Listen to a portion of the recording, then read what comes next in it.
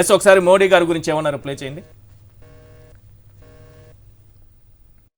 నరేంద్ర మోడీ కరుడుగట్టిన ఉగ్రవాది, మంచివాడు కాదు.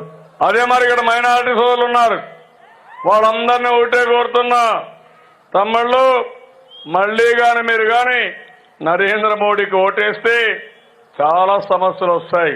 ఆ మధ్యకాలంలో గోదావరిలో ఏం జరిగింది? 2000 మందిని చంపేశారు. ఆ రోజు నేను అడిగాను, నరేంద్ర మోడీ ఈ దేశం ఉండడానికి అర్హత లేదు, ఈయన రాజీనామా చేయాలని డిమాండ్ చేసిన మొట్టమొదటి వ్యక్తి నేనేనని మీ అందరికీ తెలియజేస్తున్నా. భార్యనే చూసుకునే వాడు దేశాన్ని ఏం చూసుకుంటానన్నాడు. కుటుంబాన్నే చూసుకునే వాడు దేశాన్ని ఏం చూసుకుంటానని అడిగాడు.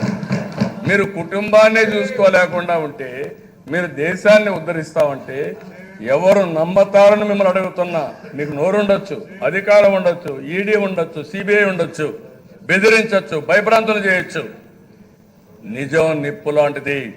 మీకు అధికారం ఉందని మీరు దాడులు చేస్తే రేపు రాబోయే రోజుల్లో మీరు పారిపోయే రోజు దగ్గరలోనే ఉందని ప్రధానమంత్రి గారికి హెచ్చరిస్తున్నానని చెప్పి కూడా నేను మీకు తెలియజేస్తున్నా. ఎప్పుడు మాట్లాడినా ప్రధానమంత్రి నేనేదో వాచ్మ్యాన్ అంటాడు. ఈయన వాచ్మ్యాన్ కాదు, దగాకోరుగా తయారయ్యాడు, దేశాన్ని భ్రష్టు పట్టిస్తున్నాడు. ఏమనుకుంటున్నారు? రక్తం పొంగిపోతా ఉంది. ఊడిగం చేస్తారా మీరు రాష్ట్రంలో? ఎవరు కొడుకు చేస్తారు? అడిగేవాళ్ళు లేరని మీ ఇష్ట ప్రకారం ఏం చేస్తారే? మమ్మల్ని జైల్లో పెడతారా? మీరు తమాషాలు ఆడుతున్నారు మీ ఇష్ట ప్రకారం.